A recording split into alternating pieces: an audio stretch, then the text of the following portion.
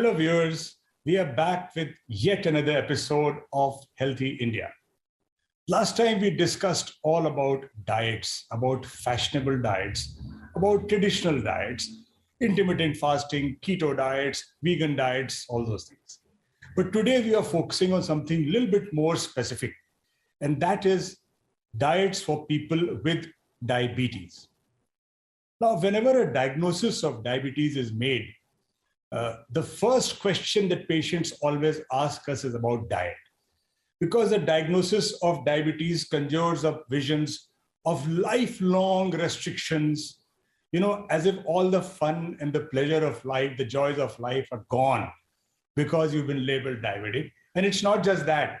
The whole family also descends on the person who's been diagnosed with diabetes and tries to, already when you're talking in the first instance, they will try to butt in and go on saying that, this is not right, that is not right. So it becomes like a huge family social issue. And the poor guy who's been, or girl who's been diagnosed is struggling to deal with all this and possibly even getting depressed in the bargain.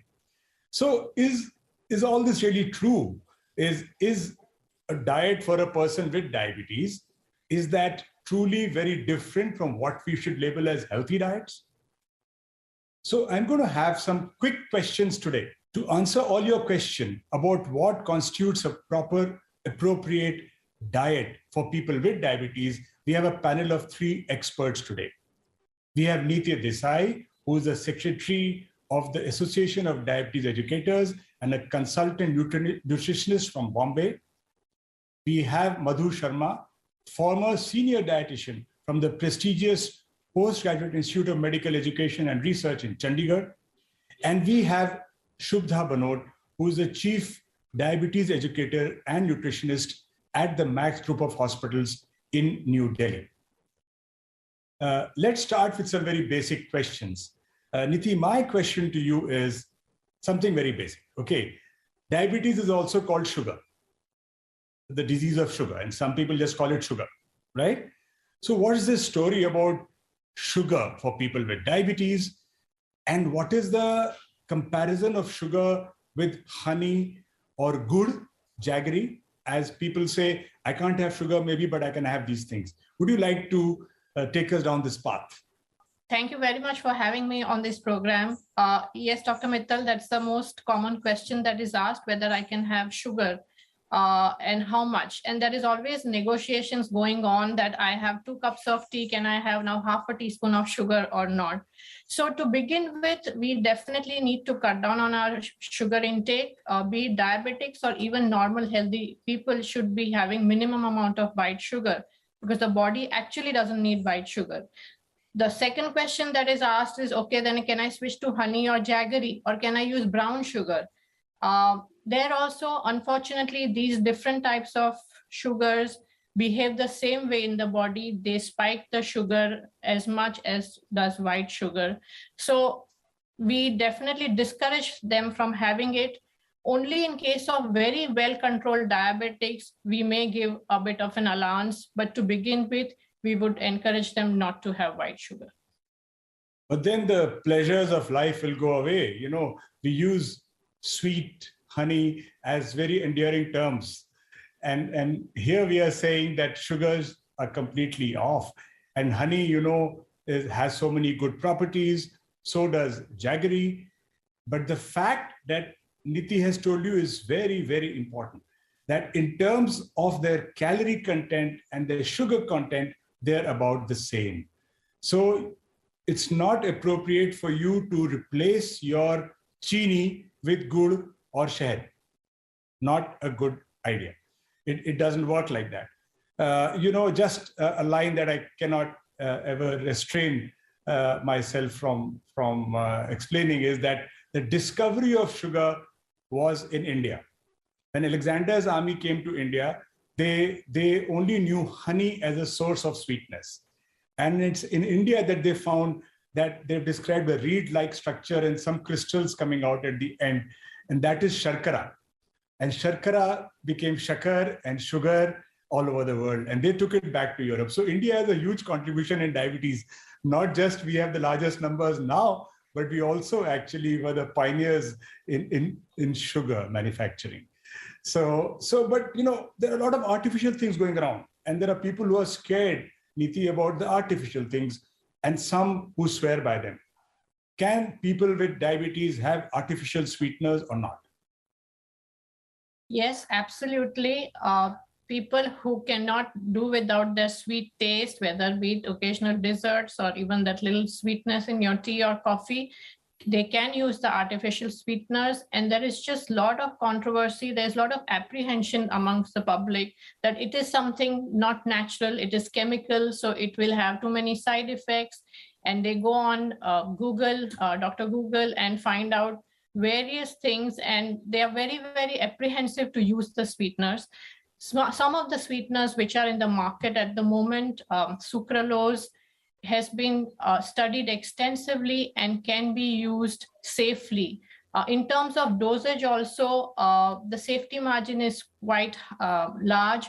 So you can use the sucralose in your cups of tea, and you can have your occasional dessert with the sweetener. There is another one, stevia also, which is on the market. A lot of people think it is natural because it's from a plant source, so we can use it. A note of caution that it's not a good idea to use the leaves directly, but it needs to be processed, and you need to use the sweetener as stevia. So much of the fear about artificial sweeteners is misplaced.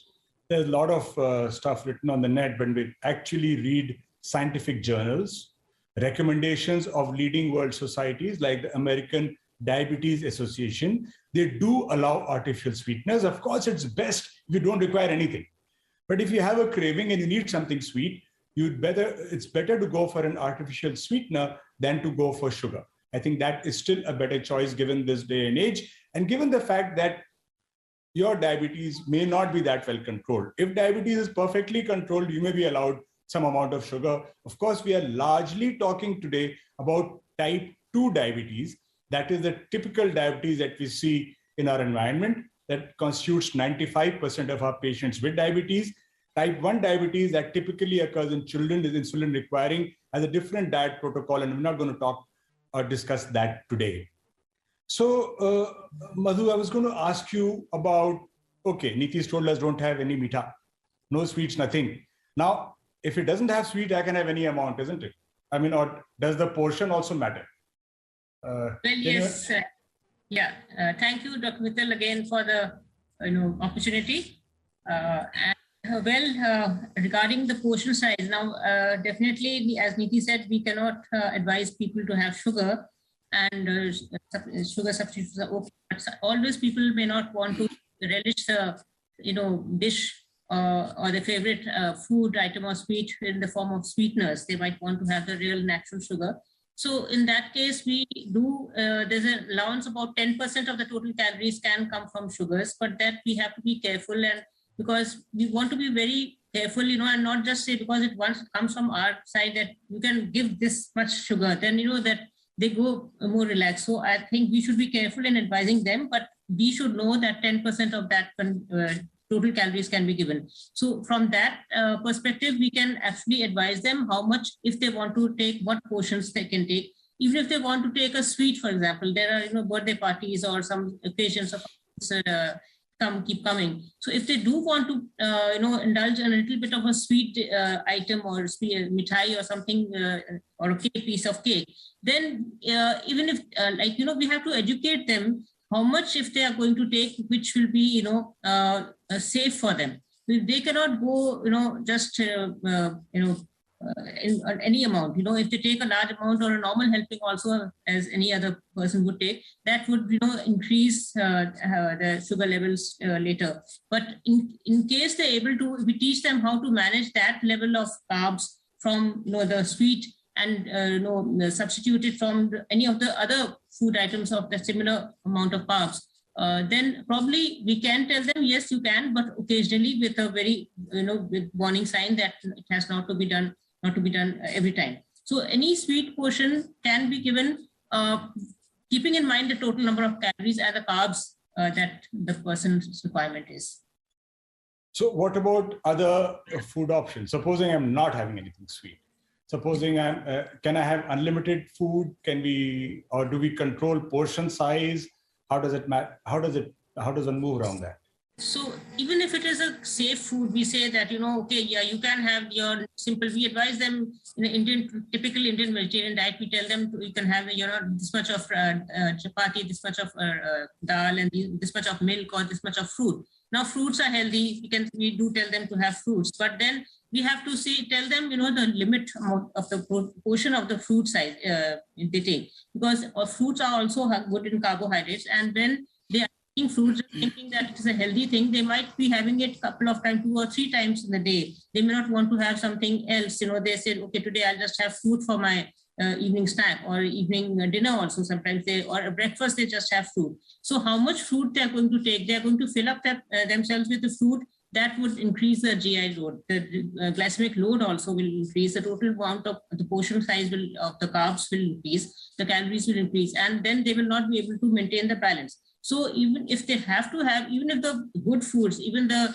normal routine food, the basic staple food that we have, the rice, dal, roti, or the milk and the fruits, we have to keep it in a certain limit. Because if we go beyond the limit of that, the requirement of that particular person, even that good food or the safe food, so-called safe foods, which we tell them, they can have a adverse effect. So they may not be good for them, and they might say that you told us that you can have rice or you can have chapati or you can have milk, but I had that much of milk. I had a kilo of liter of curd this time, so that was safe. So we have to teach them how much carbs are there in all of them, all these different portions sizes, and how they can balance with another and each meal and over the whole day. So what's important is the balancing. Basically, overall, what is required for the body, you'll have to talk to your doctor and nutritionist to get an idea.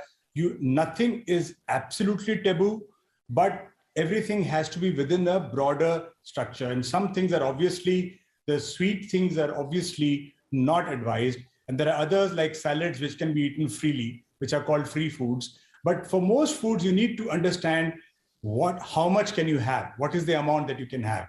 And I think that will depend on many things, your body weight, your level of control, your comorbidities and other things. I'll come to you, Shubhda. And, a lot of patients, the first thing in our country, when you tell them about diabetes, they will also ask about fasting. But what about my Tuesday fast? What about my Thursday fast? What will happen there? So can people with diabetes fast? Thank you, sir, for having me on this show. And definitely, this is a very common question, and Navratras are about to come, and this question will now be a very frequent question to us. So people with diabetes may wish to, and this is a very common question, because they may wish to fast due to dietary, medical, or religious reasons.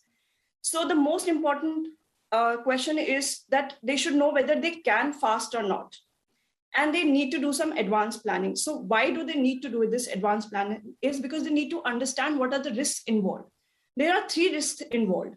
One is hypoglycemia. Second is hyperglycemia. And the third risk is dehydration.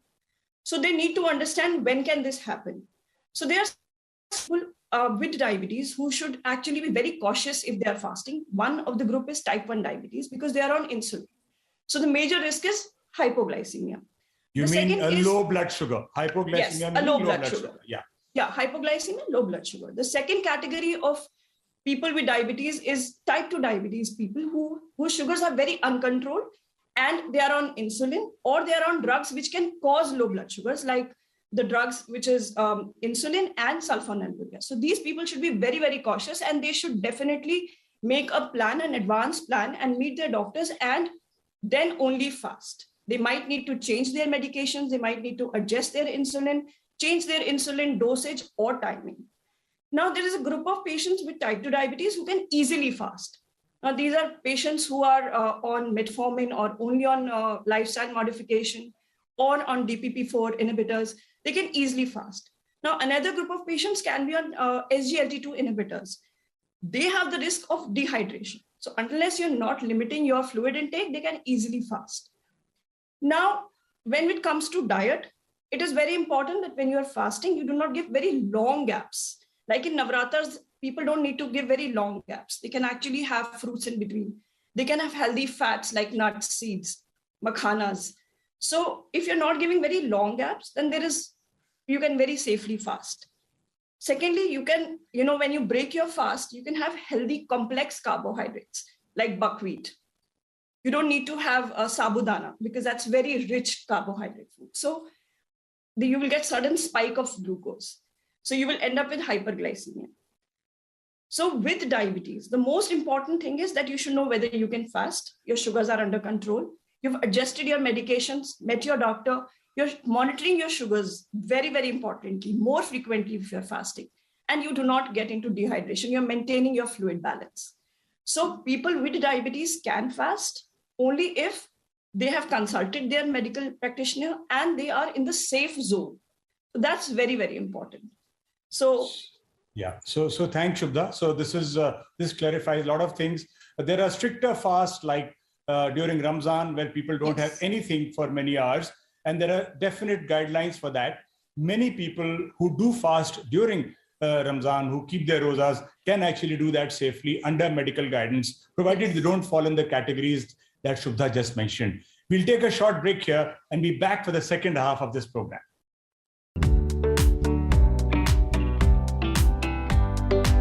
Tamil Nadu के तंजावुर उत्सव 2022 में क्या रहा खास? देश विदेश में कैसे मनाया जा रहा है आजादी का अमृत महोत्सव? देखें मेरे साथ सोमवार शाम 7:30 बजे सिर्फ संसद टीवी पर।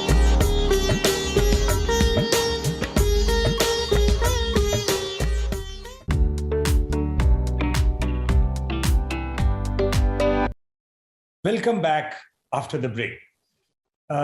My next question goes to you, Niti, again. And you explained sugars and jaggery and honey. And the other most important thing is what's our staple food? And Madhu briefly mentioned about rice and wheat and all that. So there's this huge question. What is the best grain to have? And what should be our staple? Because that ultimately for satiation and habit and others, we need those kind of grains to be part of our diet. So which grains, are there grains better than the ones that we use? Do you recommend anything there? Yes, sure. So I think part of our country we are wheat eaters and part of the country are rice eaters. And these are the most prominent grains that are used. We have a lot of traditional grains which our forefathers, our grandparents have been using, and perhaps it's time to go back to them because they are much better for diabetes in terms of sugar control. They do not spike the sugar. They make you feel fuller. So the satiety factor is higher, and they will also obviously therefore help with weight loss. So grains such as what we call millets, such as jawar, bajra, nachni, even kuttu, buckwheat, kodra, which is kodo millet, barnyard millet, sawa ka chawal. I think we have a plethora of grains, alternate grains or millets across the country, which can be brought back into our daily use, replacing the wheat and rice. Wheat can be used in terms of broken wheat or dalia, which is less refined. White rice, if you could include red rice or brown rice, little better than white rice, but just because it's red or brown, you cannot use large quantities. The portion control still comes into play. So getting more adventurous and trying other grains and millets would be a good idea. I think there is a national program now to help millet cultivation and usage. And I think that's really important, getting back to our traditional grains, which had much more fiber. Among the other things, there are nutrient differences, but the fundamental thing in the processed grains that we use, the polished rice and the wheat, which is almost like maida, is basically that it is very refined and it doesn't have fiber. So it really is basically almost like sugar. So you're having that carb-rich meals which are based on all these processed grains. And because of these processed grains, you get a surge of glucose in your blood after you've had your chapati or rice. So it's important to use the right grain. You have atta as described by Niti. I mean, choker mixed atta, it was common in my home state of UP, but now everyone has refined atta. So I think the basic things are that we need to throw in more fiber there. Our grains have become too refined, and use of millets and other alternate traditional grains is actually the way forward here. Madhu, we always talk about this food, that food. We never talk about cooking. How do you cook it? Does that make any difference? Well, yes, cooking does matter. And it really actually affects in the diabetic people.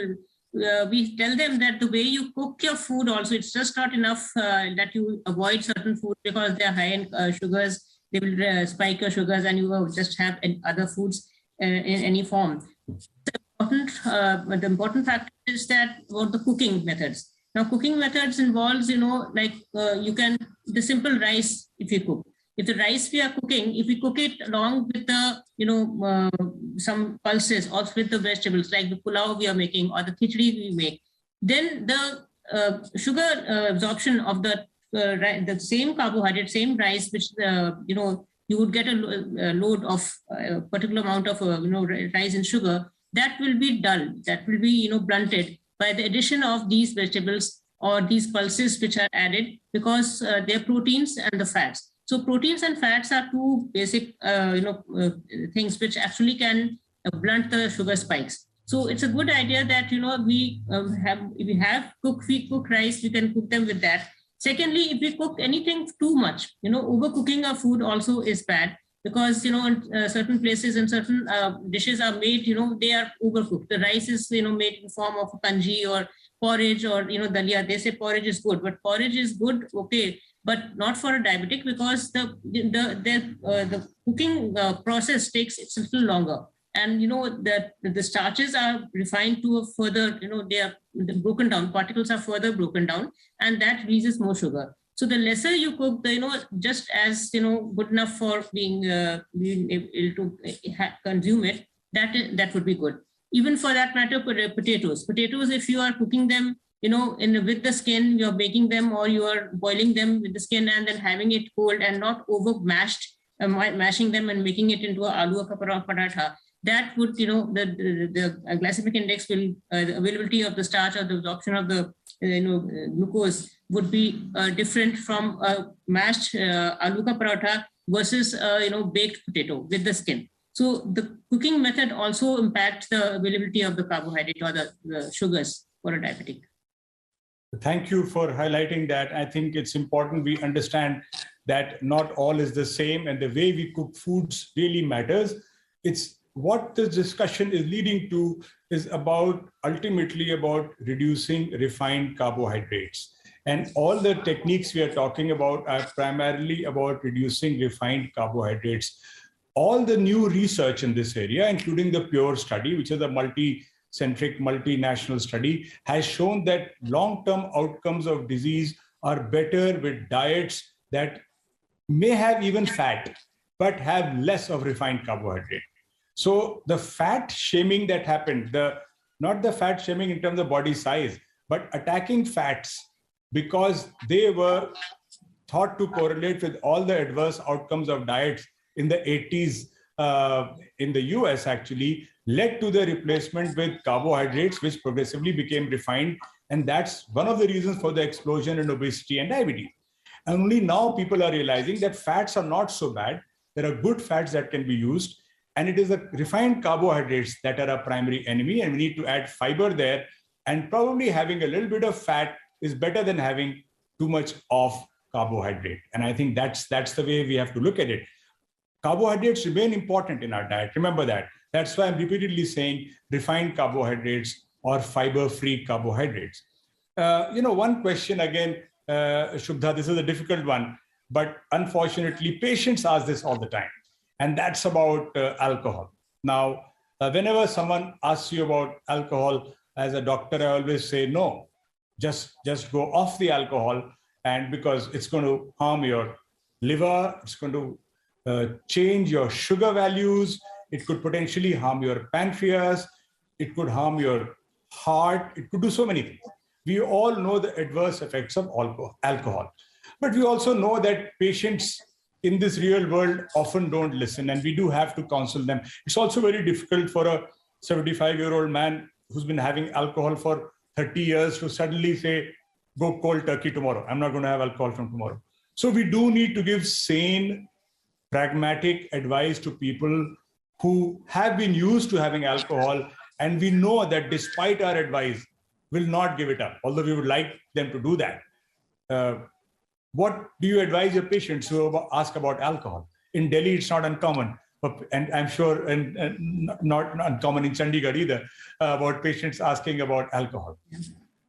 Yes, sir. And thank you for this question, because, when we're planning a diet, after the diet is done, then the patient asks us, so what about alcohol? Is it a part of the diet? So, definitely it is very harmful for the overall health. And the answer is not so simple, because when we talk about moderation in alcohol, the word moderation means different for different people. That one drink that is said, actually that one drink is very small. So the recommendation is that if you don't drink, don't start. And if you drink, drink it in moderation. So that moderation word, that one drink for women and two drink for men, that one drink, the size is very small. Actually, it is like less than 150 ml of wine, less than 350 ml of beer, and less than actually 50 ml of all this rum, vodka, and whiskey kind of drinks. So this small drink is very less. So what I tell my patients is that only drink when your blood sugar is controlled. Okay? Don't drink empty stomach. Definitely have a healthy snack with it. Check your sugars if you've had a drink in the evening, because it can lead to high sugars and it can even lead to low sugars in the night. And it can have a delayed hypoglycemic or low sugar effect. And it can mask the symptoms of low sugar. So you will not get to know. So sugar monitoring is very, very important, right? And please discuss with your doctor that you want to have alcohol. So your doctor should be okay with you having alcohol. So only drink if your sugars are okay. And your doctor is okay that you can have alcohol. So I think these are important points, because this is a practical question we are asked every day.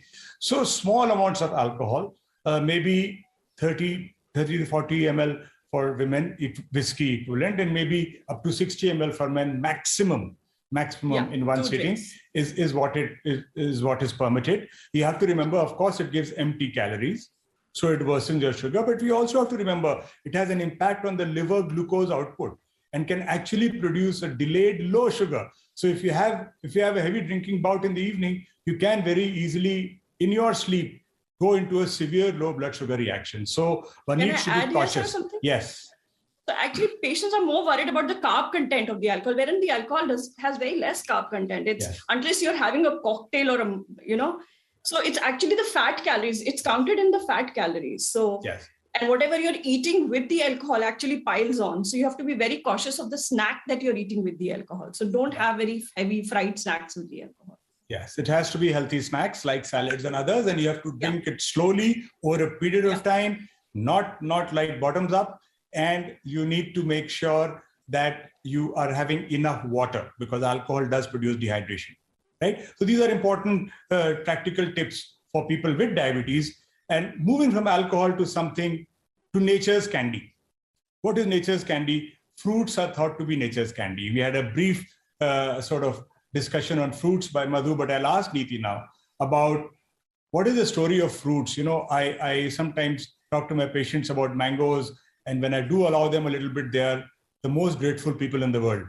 So what about fruits? I mean, if you ask me, the major difference between what is a healthy diet and what is a diet for people with diabetes is actually in the fruit content. Otherwise, everything that is being discussed here doesn't just apply to people with diabetes. It doesn't apply to diabetes alone. It applies to anyone seeking to have a healthy diet. So Niti, you want to explain the fruit story here? Yeah, sure. So I think there are a couple of points, especially which are very typical of our diet, Indian diet is, number one, a lot of people have fruit after a meal.